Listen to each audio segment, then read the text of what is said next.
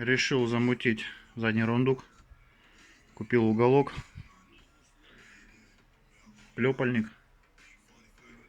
Вот так все это выглядит.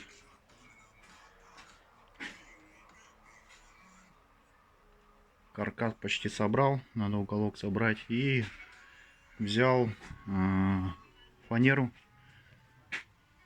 вырезал фанеру, это наверх пойдет, покрасил лаком.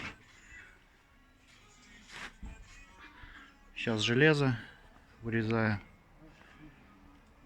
это будет боковушка, чтобы закрыть. Ну так вот пока на этой стадии.